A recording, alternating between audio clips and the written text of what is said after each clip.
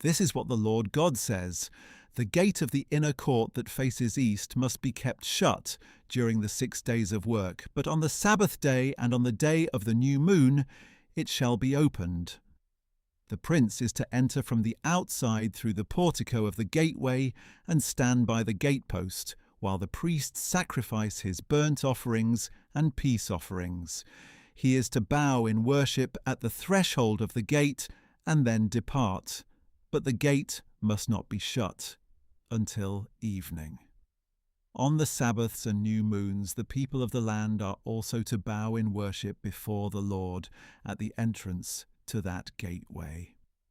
The burnt offering that the prince presents to the Lord on the Sabbath day shall be 6 unblemished male lambs and an unblemished ram.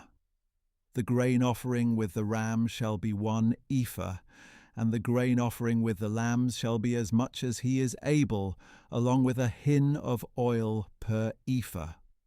On the day of the new moon he shall offer a young, unblemished bull, 6 lambs, and a ram without blemish.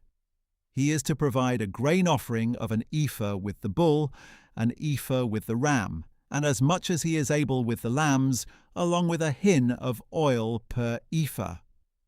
When the prince enters, he shall go in through the portico of the gateway, and he shall go out the same way.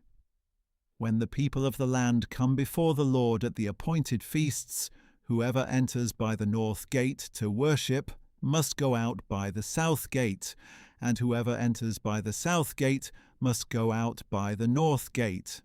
No one is to return through the gate by which he entered, but each must go out by the opposite gate. When the people enter, the prince shall go in with them, and when they leave, he shall leave. At the festivals and appointed feasts, the grain offering shall be an ephah with a bull, an ephah with a ram, and as much as one is able to give with the lambs, along with a hin of oil per ephah.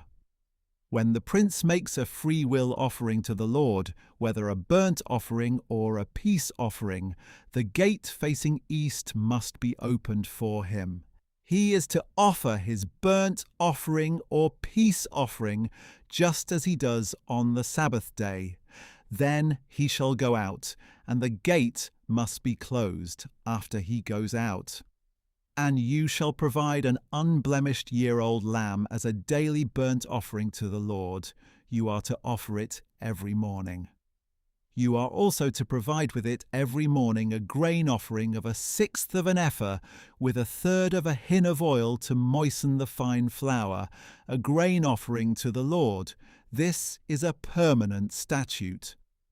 Thus they shall provide the lamb, the grain offering, and the oil every morning as a regular burnt offering. This is what the Lord God says. If the prince gives a gift to any of his sons as an inheritance, it will belong to his descendants.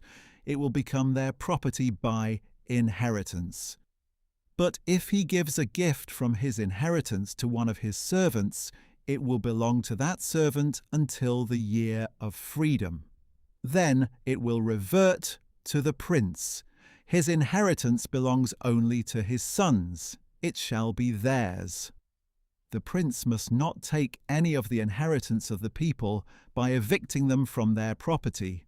He is to provide an inheritance for his sons from his own property, so that none of my people will be displaced from his property.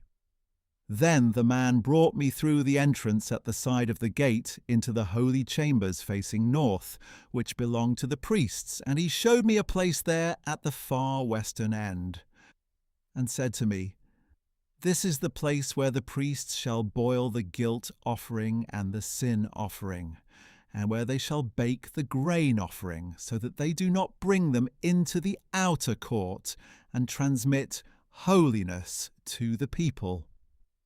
Then he brought me into the outer court and led me around to its 4 corners, and I saw a separate court in each of its corners. In the 4 corners of the outer court there were enclosed courts, each 40 cubits long and 30 cubits wide.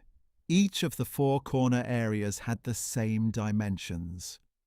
Around the inside of each of the 4 courts was a row of masonry with ovens built at the base of the walls on all sides. And he said to me, "These are the kitchens where those who minister at the temple will cook the sacrifices offered by the people."